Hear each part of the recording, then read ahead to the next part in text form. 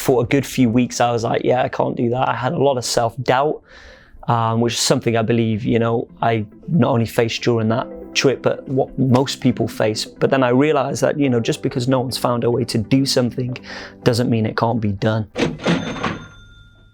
Hey guys, it's Matt Haycox here, and welcome to another episode of the Matt Haycox Show.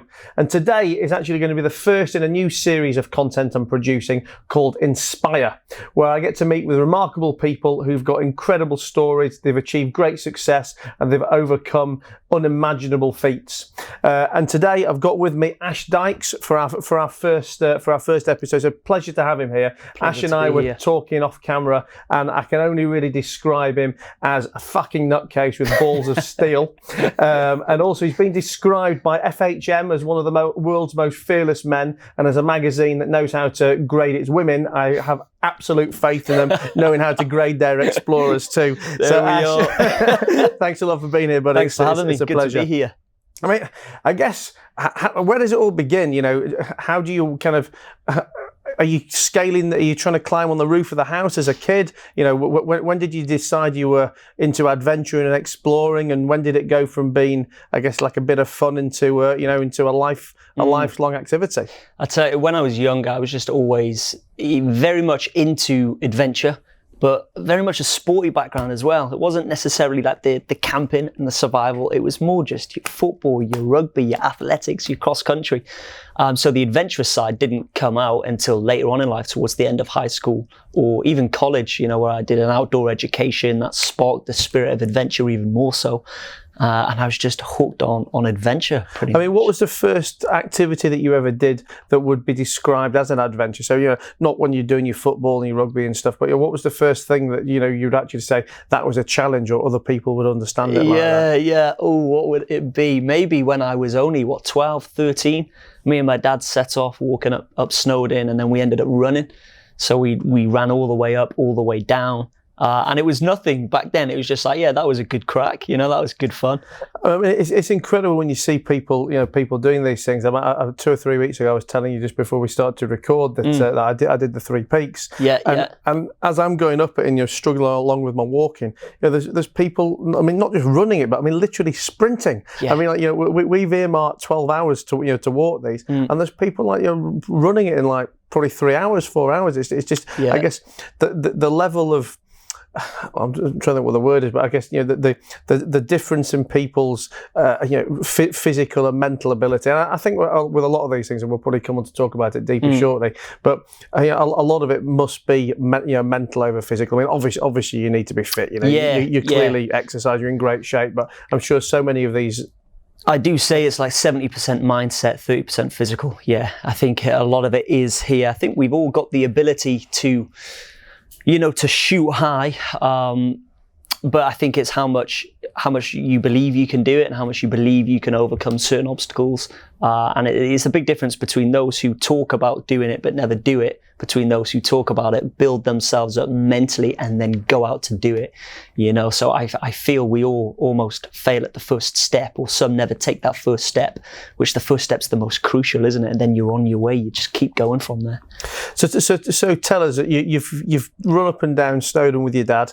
What happens from there? When was that? When you realised you got the bug for it? What happened next? When did you decide that you were going to be doing some serious activities? Yeah, no, that was the one that I can remember from a early age, is like doing, going out camping, running up Snowdon, camping with the lads as well when we were younger,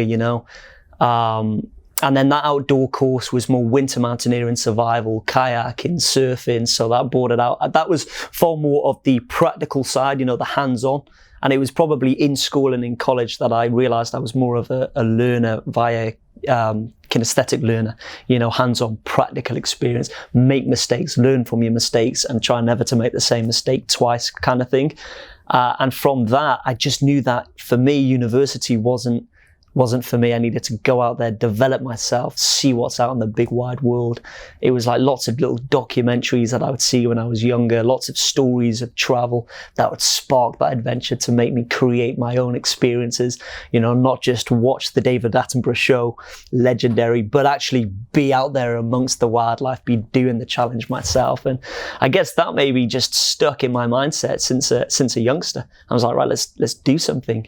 Let's do something. And when we talk about doing something there, so I guess for the guys watching and listening to this, obviously I know about your challenges from my research before this, and you and I got to have a good chat off camera. Yeah. But I mean, tell the guys at home, watching and listening, what some of the massive mad adventures you've actually done are. Yeah, it's been a pretty wild decade.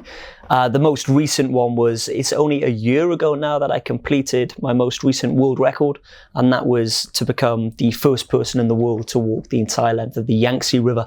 So that's 4,000 miles. It took 352 days. It's the source of the Yangtze, which starts off in the far west of China, so high up in the Tibetan Plateau.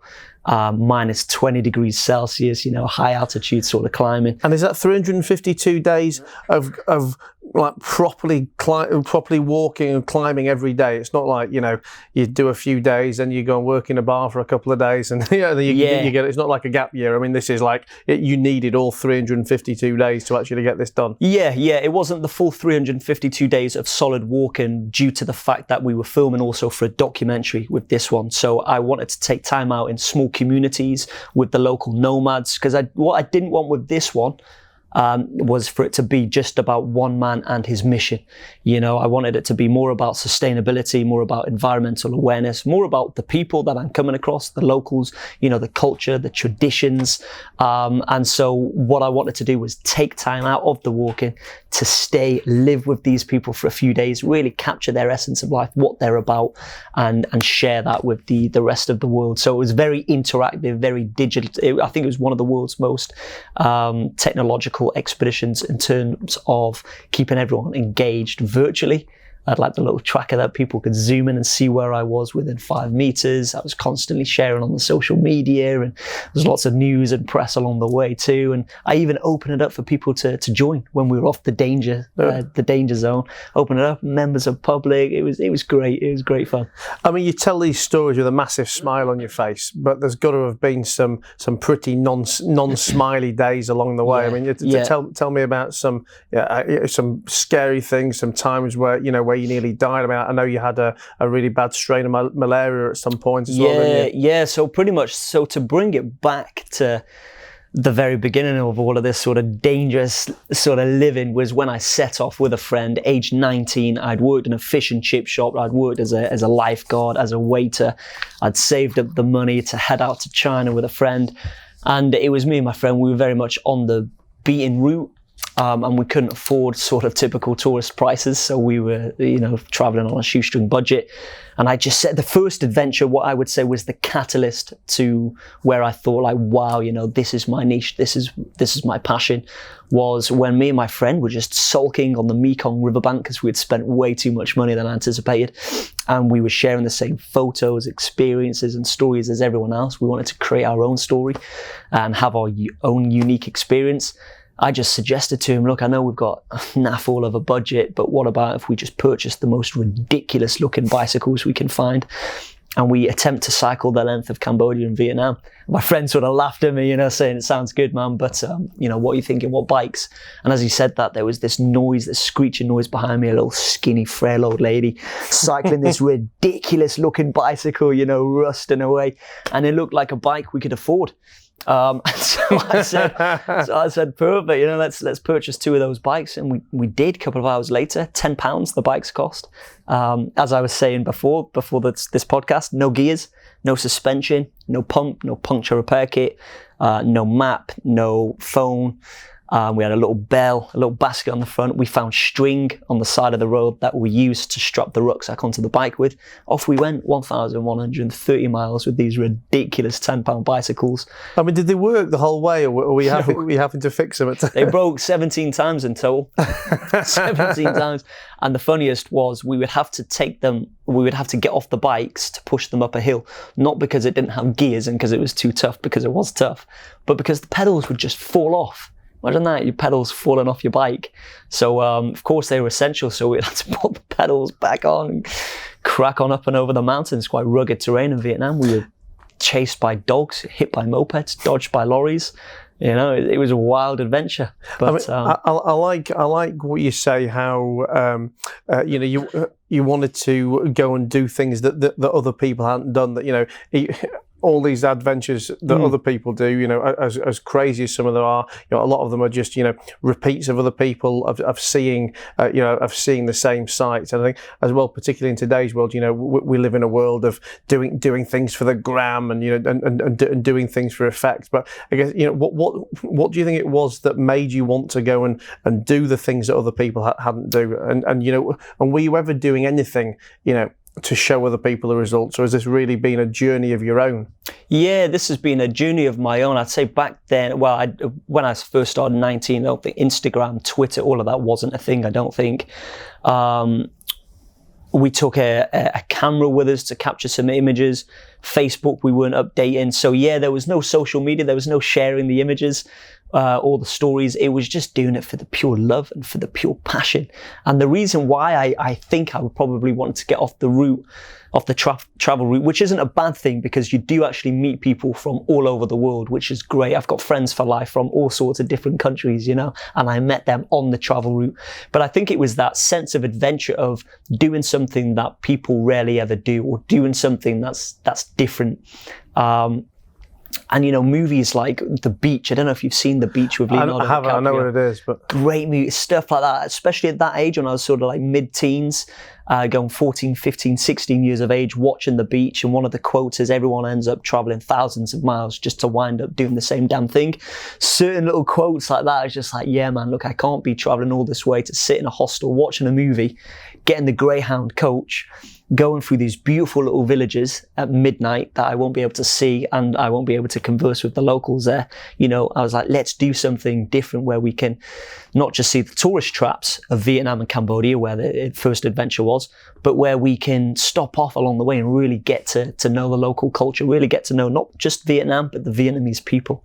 And I think that was the spark, age 19. From there, the adventures just continued to grow and grow. And there were some mad adventures, you know, from hacking from Thailand into Myanmar, via the jungle, through the border, machete in hand, living with a Burmese hill tribe for a few days, learning how to survive in the jungle, you know, berries that act as mosquito repellent once you pop them in and rub over your skin, to how to hunt, how to gather, how to build rafts or shelter using natural resources. So just humbling experiences, yeah, incredible ones that stood out. I mean, how many times whilst doing these things have you actually thought, you know what, I'm knackered, or I'm ill, or I've just had enough, I can't go on? You know? Yeah, a lot of times. I'm bringing it back to that first adventure with the Vietnam cycle. That final day, I still don't know why we did this. I think there might have been a visa issue, but that final day, we ended up cycling 39 hours straight. So all the way through the day, well, all literally the way not through sleeping, the night, straight 39 not hours. sleeping, all the way through the following day. And by the time we had eventually made it, you know, I had black bags under my eyes. My eyes were bloodshot as well because of the dust from the vehicles. I was super skinny and I was living off noodles for 10 pence, you know, throw an egg in there for an extra 5p or whatever.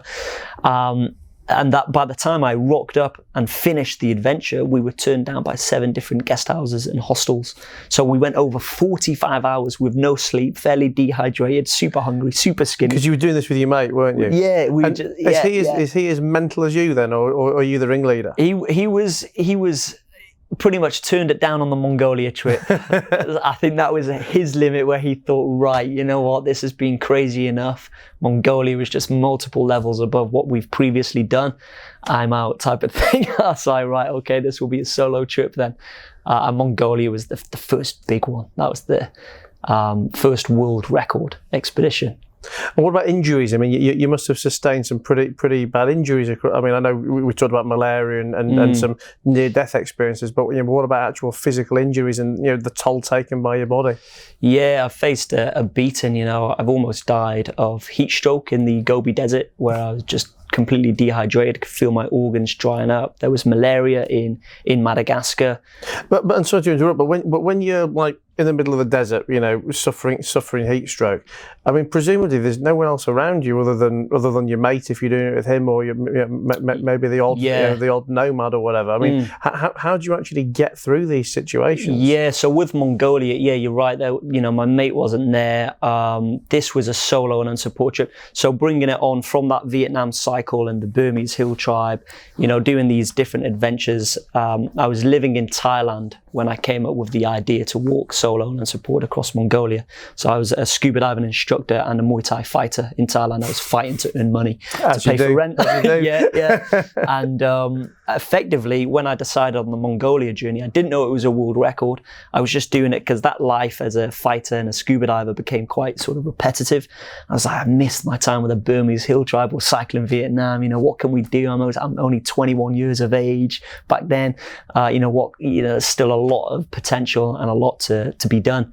And so I just thought of the most extreme country I could think of that was remote and that I knew very little about. And just Mongolia popped up. And I thought, okay, I'm going to look to trek across it. And then I started to find who had done it solo and unsupported so that I could ask them for advice. And that's when I started to bring various different teams, because now it wasn't a matter of succeeding or failing. It was a matter of living or dying with the Mongolia one. So there was a big separation where fixing and logistics was key. Not like the Vietnam cycle where you just buy something and you just try your luck. And when we realized that through all the global research, we couldn't find any evidence to suggest anyone had completed the trek, we did find someone who had attempted. And he had attempted 3 times, but was evacuated on all 3 occasions. And so I reached out to him. He was a decent guy. He reached back out. I pretty much asked him, what are the dangers of if I was to attempt to walk solo and unsupported across Mongolia? And he said, you've got the grey wolves, the snow blizzards, the sandstorms, the drunken nomadic drifters, the dry wells, the steep ravines, and the list went on and on. And then I looked into this guy and realized he was a desert explorer, a Navy soldier, and that put me off. It put me off instantly. I stopped planning the Mongolia journey. For a good few weeks, I was like, I can't do that. I had a lot of self-doubt, which is something I believe, I not only faced during that trip, but what most people face. But then I realized that, just because no one's found a way to do something doesn't mean it can't be done. And I knew with the right training and the right planning, and if I nailed the right water points, because dehydration was a big factor, then there's no impossible day. Every day is possible, so I'd be able to hopefully achieve it. And so from there I decided, let's try it. But yeah, you're right, I almost lost my life. And I mean, are you as motivated and loving it as much now as you were 10 years ago? Or do you kind of almost like an adrenaline junkie feel you need to go on to more challenges, like crazier challenges to keep enjoying it more? Or do you ever think, what, fuck it, I'm going to buy an allotment and start knitting? And start knitting. I would say I'm definitely hooked to that, to that spirit of adventure, to that trying new things. You can never stop learning. You can never stop meeting people. I love to converse and chat to people. There's so much to learn from everyone and anyone. And that's something that I get on my adventures, and to test myself, but whilst testing myself, enjoy the process and learn, and see the country for what it is. And so it's a mix of everything now.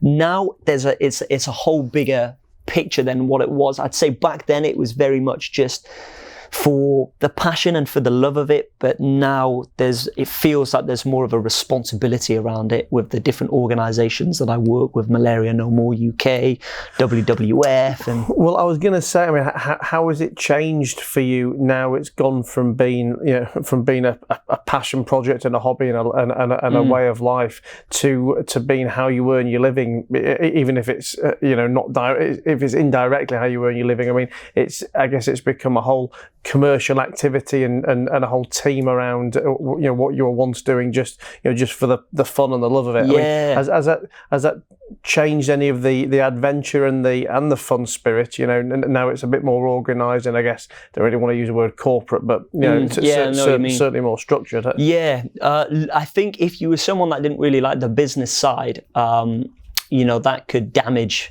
the passion of it, but I do love the business side of it as well. Mainly because I'm able to give back. If I can, like, I don't know, do a presentation and inspire just one person in the audience, then that was worth it. And I always try to turn a negative into a positive and give back where I can. You know, an example of that would be the malaria. I caught malaria, almost died from malaria. I was walking with the disease for a few days before I finally reached a hospital or a hotel, because I had to be in quarantine. And the doctor pretty much said, if you had been here a few hours later, you would have slipped into a coma and potentially died. And then I was that lucky one who was able to pay for those pills, which are only the same price as a cup of coffee, to save my life. Whereas in Madagascar, it's the poorest country that's never been to war. And so on my return from that, for the next 4 months of trekking through Madagascar, seeing the damage that malaria does to families, I came back to the UK. I partnered up with Malaria No More UK. I was able to address the government in Parliament, tell them about my own personal stories, as well as being on stage with Annie Lennox, also addressing the government. We were able to increase the budget by about 20%, which went to save over 8 million lives and cases from malaria. So that's why I say, so taking a hit from malaria, but then that dark, negative time on that expedition, I was able to reverse and actually give back. And that's when I then realized that actually that was in 2016. So actually there's a big responsibility with these adventures, and I can actually try to make a small difference if I can. I mean, if you look back 15 years, or you look back to being a teenage Ash. I mean, would you ever have? I mean, did you ever see yourself as an entrepreneur and a speaker then? I mean, could you ever have envisaged this life where you are today? I think before Mongolia, I could. I think that was one where I realised it was a world first, and if I make it, maybe there's potential in pursuing my passion as a career. But before the Mongolia, it was just all about the crack of it, the good fun, the good laughs, the banter and whatnot. Even in college, I'd be a nightmare if I was up presenting in front of my class. I'd shut up. I'd probably just crack jokes or make fun of someone so the class's attention would be on them and not me, as that sort of character. So now that I'm presenting in TED Talks or, sometimes at thousands, it's just crazy. But I enjoy it because the passion's there. I'm talking about something I love, which makes all the difference. And how do you find kind of, let's say, adjusting to normal life? In between challenges, in between trips. Yeah. I guess like even the last couple of days for just hanging out in London and doing whatever you've been doing. Yeah. I mean, is it a massive adjustment? Is there almost like a PTSD type scenario that you've been doing all this mad stuff? You're high on adrenaline for weeks and months and. I think there probably was after Mongolia, because Mongolia was the first one. I came back and it was relatively quiet, I wasn't keeping busy back at home. I was just on to planning Madagascar. But now it's just so busy with events and activities, promotions and whatnot, and planning the next big thing. Working on the books, working on the documentary, that I think that's the key. I think when I'm back home, I just need to remain busy, set myself lots of goals that I can crack on with. And it's enjoyable. I say what's better than being able to survive is being able to adapt. And that goes in terms of being out in the wilderness, but then coming back to the corporate world, coming back to the urban side of, back to civilization, if you like. You must be able to adapt. And luckily I do. I love being in a city as much as I love being in the wild, What do you miss when you're in the wild? What do you miss most about being in the city? When you're in the city, what do you miss most about being in the wild? Yeah, it's a good one. I think when I'm in the wild, I miss with being in the city, apart from family, friends. And Nando's. And Nando's, yeah. I'm a big fan of chicken and spicy food. Is the banter and just the atmosphere and the vibe.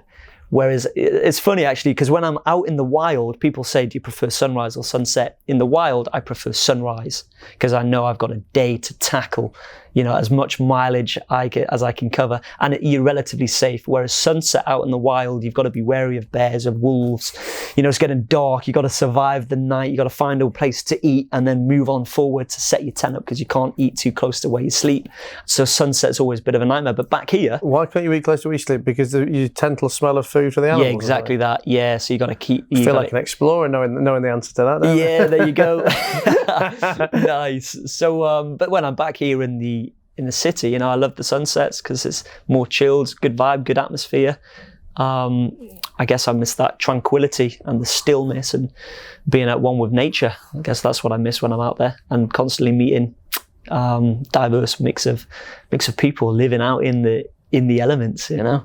And have you got mentors or advisors, you know, when you do these kind of challenges, either before you do them or even whilst you're doing them? I mean, I guess, you know, to a degree it's difficult with a lot of what you do. You know, you're a world record setter, you're a world record holder. So, yeah, I guess it's kind of, you know, what areas of advice can you get from other people? But, you know, do you have people, you know, that you look up to, that you go to for support and, you know, support and mentorship? Yeah, I would say with the three, like with Mongolia, Madagascar and China, I've got to give credit where credit is due. And that is logistics managers helping me or advising on water points, on exit strategies, on getting access to permits and visas, and giving me just clear and safe advice for the journey along the way. You know, without some of those confirmed water sources or unconfirmed water sources sort of tips, I'd be screwed out in the Gobi Desert. So yeah, there's a lot of teamwork. There's the guides as well that have joined me, not with Mongolia because that was completely solo and unsupported, but Madagascar and China, there were different people that joined at different parts, and they helped to make sure that the expedition was a success as well. The family as well, you know, friends who've been super supportive. But it's all in the mindset, you know. It's interesting what you say then about, you know, I guess when I was asking the question about mentors or advisors, you know, my initial, I know what you're thinking. I was expecting you to, you know, start telling me about, you know, Christopher Columbus or, you know, Randolph Fiennes. But then when you talk about, you know, the support teams and the logistic people, you know, in my head, I'm kind of thinking the business analogy of the importance of building the right behind the scenes team around you, know, the operations people, the accounts, you know, the kind of the unsung heroes, the non-glamorous jobs that people don't kind of get to see or champion, but that without having those right teams, those right systems and procedures in place, you know, you as the CEO or the chairman or the entrepreneur, you know, whatever you want to be, you know, you can't go out and do what you do, because, you know, as boring as it sounds to talk about a water point or an exit strategy, you know, without that, you know, you can't go and be the Insta explorer. Without that, it would be just a fairly reckless journey. So I'm very experienced when it comes to reckless journeys, but the Mongolia, Madagascar and Yangtze one, I believe, was just well managed, you know, and that's thanks to the people who I had on board helping, for sure. I mean, you mentioned that Yangtze journey. I mean, what was the first thing you did when it had finished? You know, I mean, were you desperate to just sleep for a week, or did you want to get on the phone to deliver? The first thing I did when I finished was cancel my own celebratory party, because it was so mad busy with the news and the press that I was up all the way till 3 or 4 a.m. It was like Sky News, it was BBC News. Did you appreciate that was building while you were doing it? I mean, did you know you were you were getting traction or becoming famous or not? You know, as in it was. Yeah. So mainly in China. In China, there'd be like Chinese influencers that would join, Chinese celebrities. They'd be live streaming to over 1 million people. You know, holding that live. There was a shoot we launched. You know, Jet Li, the martial artist movie star. Oh yeah. We launched Jet Li's new co-branded range with Adidas for GQ, and so that, with tagging in all of the Chinese social media handles, shot up, which meant there was more engagement, which meant there was more emails for more business and more journalists and more public wanted to join. So in China, it was intense. You know, it was intense. There was book signings throughout. It was no rest almost, because when you've got a day off, it's not a day to yourself, it's a day with the press or a day with the film crew or a day with this event or book signing or talk or whatever it might be. But I did appreciate that, because that's the foundation of building, you know, awareness of Mission Yangtze out there. And the more people you've got eyes, the more eyes that you can shed the light on, the likes of the WWF and the real unsung heroes volunteering, risking their lives to protect the environment, and also, you know, for the book, for the documentary, to earn funds along the way as well. Let's not ignore that. Yeah. So Yeah, I did appreciate it for sure. And then once I finished, that's when, it sort of went international. And I guess now that you're more well known, you get all these greater and greater opportunities. I mean, you're going to be surrounded by other fantastically successful people who've achieved things. I mean, is there one standout piece of advice from someone that you've been given? You think, you know what, that's, if I had to say the one piece of advice that I've been given, this will be it. Ooh. One piece of advice from someone. There'll be lots. I just can't pinpoint one. I'd say one piece of advice that I gave to myself, if that counts, after Mongolia, that relates to the whole audience, is you're far more capable than you give yourself credit for. And that was because with Mongolia, I was just scared, man. I was scared. I was fearful. I was going through a lot of challenges that I'd never experienced before, and I just didn't know how. It's one thing saying, oh yeah, if there's wolves, I'll just get my knife out or I'll just do something about it. But then when you're actually being there, or you were there in that scenario and you've got these locals saying that there's wolves up ahead and you're going to be eaten alive by them, it just throws you out. You're not that sort of guy anymore, sat on the couch thinking, yeah, I've got this. You're out there and you're thinking, I don't have this at all. And so, yeah, just not getting through each of those challenges made me realize that, wow, I put so much doubt and negativity in my mind that on completion of Mongolia, I thought, give yourself more credit for the next expedition. And I mean, talking about, I guess, those challenges or being fearful of things, transposing this over to a business context, as you know, a lot of my audience is entrepreneurs, young entrepreneurs, people struggling in business or in particular aspects of their life. Yeah. I mean, what advice would you give to an entrepreneur who's overwhelmed by a problem, who's struggling to achieve what they've been trying to do? Is to break it down, break the goals down. That's something that saved my life in the Gobi Desert. I'll have to tell you about that. But that's helped with everything. Even when I was 17, 18, when I came up with the idea to travel, it was break that main overwhelming or daunting thought of travel. I've never even boarded an aeroplane alone, let alone travel the world as a teenager. I broke it down into lots of little sections. That could be from anything. It could be like visas, the vaccinations, where you want to go, what you want to do in those countries. How do you save money?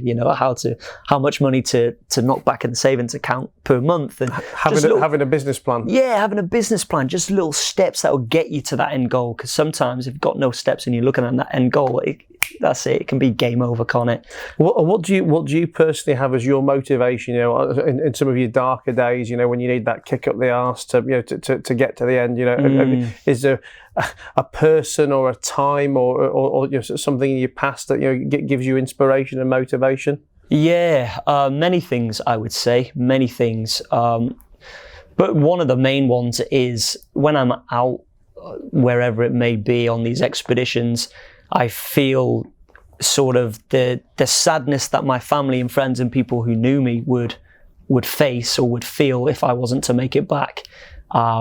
And that's why every time I keep getting up, I keep pushing on, because I'm a man of my word. I said I'm going to do something, and I want to complete that task. I want to survive that task. I want to get back safely, because it would be selfish of me to go out there, high chance of death, may not make it back, and family would be distraught. And so it is keep getting up, keep pushing on. And yeah, a lot easier said than done. So with the Gobi Desert, that's where I had 3 weeks to cross the Altai Mountains. I had 5 weeks to cross the Gobi Desert and a further 3 weeks through the Altai Mountains. And all of this was solo, unsupported, which meant I couldn't carry a backpack. I had to carry a trailer. So I had that built in pulling it behind you? Yeah, and that weighed 18 stone, so 120 kilograms. And so I had to rip no brakes either. I had to take that over the Altai Mountains, avoid the wolves. There was snow blizzards. I was at over 3,000 meters. And then I came down to the Gobi Desert. And I think that was 5 weeks in, I was gradually becoming more and more dehydrated. I became a lot skinnier. I was a lot weaker. Where were you getting your water from anyway? From water sources. So in the Altai, it was like rivers, lakes, or the locals that I'd come across. But in the Gobi Desert, I went over 8 days without seeing a single human. I went to a water source that was dry, so there's no water. And so now I had to make sure that this water that I had, my last sort of remaining dribbles of water, if you like, made it to the next water source. And as the time went by, I was just slowly slipping into heat exhaustion, heat stroke. I was dehydrated, I was hallucinating, I was delirious, my organs were drying up. It was over 40 degrees Celsius, pure just desert land, so just sand. The thin wheels that I was pulling were now sinking into the soft sand. It felt more like 300 kilograms. And I couldn't get any shelter. There was no breeze. So I had to hide under my trailer. And I continued to hide under my trailer away from the sun for like an hour at a time. And this just went on and on. I had missed the point of backup. I didn't have the funds for a helicopter evacuation. My pickup was a good 3 to 4 days away, and then another 2 days to get me to safety. So it was 6 days or 4 days by walking. And I genuinely believed I couldn't survive 6 days. And so this is where breaking the goals that came down. I had 4 days to get to the next water source, which I knew was confirmed. There's a settlement, I can rest. And so what I did was I concentrated. I've been a big believer in like the law of attraction and visualization. You must see it before you physically do it type of thing. But with that, I just couldn't see 4 days. I was in so much agony. I was slowly dying, and I knew I would die if I didn't keep getting up. But what I could visualize is 100 meters. I could see 100 meters. So what I'd done is I focused on covering 100 meters and then resting for no more than 5 minutes under my trailer. And by doing this, I eventually made it out just about, I was trying to, 8 days I think it was, I was trying to recover in the community. My urine was black. I was hallucinating still. I was in an awful way, but I was able to recover and build up not only the physical strength, but the mental strength more than anything, because I was now scared of the sun. I didn't know if I wanted to continue, but I got over that and I pushed on. And whilst I was under that trailer, there's a little voice memo. Speaking about like what motivates me, there's a little voice memo that I pre-recorded when I was at home before the expedition. And that was when I was back at home, you know, belly full of tea, full of food. I was warm, I was sheltered, I was positive Ash, you know, and I knew that this positive Ash wouldn't be there in the Gobi Desert. I would have been battered, I would have been skinny, I would have been hungry, I'd have been slowly dying, and I unfortunately was. So I recorded myself a little voice memo, just gave myself a stern talking to of brutal words, the difference of whether you fail this or succeed in this, and that, you know, I won't go into too much about what those words were, but I told myself I would never listen to that voice memo. I would only listen to it if I really needed to. And on the desert floor, you know, underneath my trailer, is a time that I really needed to hear those thoughts of my positive self talking to my negative self to help me pick myself up and push on. And I think a lot of people, it's quite a shock when they hear that, but you know, everyone sort of looks for an external source of motivation, whereas you can be your own motivator sometimes. You know, you can give yourself a stern talking to. You already know what the outcome could be if you succeed, or might not be if you fail. So just keep telling yourself that. And what's your advice for the people who do or are struggling mentally? I mean, like you say, you know, we can break the challenges down. Obviously, fantastic advice. You know, and you can then, I guess, you know, get those self-motivating aspects of positive mindset. But you know, mental health is something that's talked about more and more in today's world. I mean, you know, when you really are struggling, you know, when you've got, you know, no support around you, when you've not thought out, you know, the ways you can motivate yourself. And what advice have you got for the guys watching and listening at home? Yeah, well, when it comes down to mental health issues, I guess that's a different ball game. With that, I would always just advise, you know, seek a professional. I've heard that speaking, I've never suffered with it myself, but I've heard that speaking to people helps. You know, don't try to keep it in, you know, talk to someone who's suffered, or talk to someone who will listen, and speak to a professional, you know, is what I would say when it comes to mental health. Because all of my issues, they've not been with mental health, they've just been struggling with motivation. Yeah, that sort of, you know, mindset. So yeah, it would be a bit difficult to say just get on and pushing out on when you're struggling with your mental health. I'd say, yeah, seek professional advice and speak and communicate, and then don't keep it in, let it out. So you're under the trailer, 100 yards at a time. You've got your 5 minute break. Yeah. I mean, what are you seeing? You know, what's going through your head? Just all sorts, really. One was maybe a little bit of disappointment, realizing that I've hit the point that I desperately did not want to point. The biggest danger of that expedition was dehydration and dying through lack of water. And I had hit the point where that might be, that I'm currently going through it. It could be a possibility. But then, I started to think quite down and quite negative. I started to think about family and whatnot. But then, like a switch, maybe it was that voice memo that I listened to, but then something switched when I realized, there's only one option here, and that only one option was to survive. And I'd say setting a goal helped me. Having that goal as surviving managed to keep my sort of regimented mindset fixated on that main goal and breaking the goals down into lots of little steps. So not feeling sorry for myself, not thinking too much about what family will be like, but just staying focused on getting up and pushing on. But whilst I was under there as well, so it's a bit of a lengthy story, but the previous guy who had attempted this expedition, he wished me all of the best. He gave me some advice on dangers. At the bottom of the thread of the email, he said, remember, incredible is the ability to continue no matter what. And I never knew what he meant by that. I remember I was doing Muay Thai at the time. I'd be training, I'd be thinking, incredible is the ability to continue no matter what. What does that even mean? Is that his subtle way of saying it's impossible? Or is that his way of giving me a bit of motivation? I didn't know. But when I was under that desert, as I said, like I was hallucinating, I was delirious. I almost personified incredible. So I thought no one and nothing is incredible. But if incredible was a thing, what would it do? If you placed incredible as a person under this trailer, what would it do? And maybe that's also what I was seeing, and my mind was scrambled. And so effectively, I created myself a role model. It's like I needed something there to show me the way, and I still don't know really to this day, because I'm not really religious or anything. But effectively, what this incredible figure was doing, it was getting up out of its trailer, and I would then try to chase it. I would get up, it would push on, it would walk faster than me. I'd have to try to keep up. It would rest, I would rest. It would get out before me again. I'd have to keep keeping up.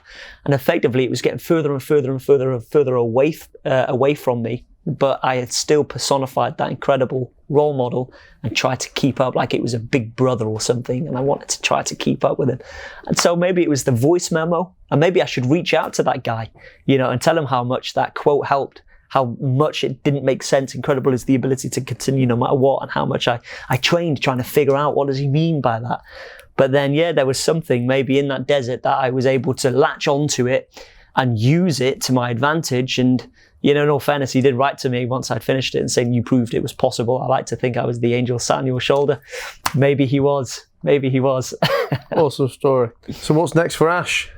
So big things to come. Come on, potentially working on the second book, which is the sequel to my first book, Mission Possible. We've got the documentary that launches on the 20th of October. I should be able to announce dates and channels and countries on the 10th of October. Just trying not to mention it then, actually. But now it's about main focus is on that, doing the talks and getting ready for the next big adventure. It's just the beginning, I feel. Mission Yangtze was the warm-up, all 4,000 miles of it. We keep going from here. So I can't let you go without asking you a selfish question. Obviously, as I was telling you before we came in to record this, I'm climbing Kilimanjaro in a week's time. Yes, so man. I'm going to re-watch and re-listen to this interview before I go, for sure, to pick Nice. up some pointers. But what do I need to be thinking about? What do I need to be doing? Have you got 2 or 3 pieces of advice for me to as a novice climber who stupidly decided to do this 4 weeks ago? Other than putting one foot in front of the other. And I wouldn't say that. I'd say that's awesome. Sometimes you just got to go it. Don't think about it too much. Is it? Book it, get it booked. And I would say train. If you watch it, but it's Tuesday, right? Yeah. So that's a bit of a difficult one. I'd say wear your boots in. I would say the altitude. When you're out there, you'll be able to drop back down anyway. So all of that's on the actual expedition itself. So train, think of the worst possible outcomes so that you can mentally prepare. That's what I do. I terrify myself. If you're going to be attacked by wolves, expect it. If there's going to be snow blizzards, expect them to be the biggest and baddest, not because I want to face the biggest, but if it was to hit, at least it doesn't happen by shock. You're mentally prepared for it. You knew it was a potential and now it's happened. So you just get over it and push on. But main thing is to enjoy it, man. enjoy it. You know, a beautiful part of the world. I'm jealous. I've not been there. It's going to be an amazing climb. And it's not too late for you to come. Yeah, I wish I could. But I'm sure you'll do it step by step. You know, it's not a race. Just take it easy, enjoy the process, and I'm sure you'll make it to the top. Thanks, buddy. Well, listen, before you go, just again for the guys watching and listening, where can they find you? Where can they hear more? Yeah, if they're interested, I've got the Instagram, which is just Ash_Dykes. I'm on the YouTube website's ashdykes.com. And yeah, that's where pretty much all of the updates go to.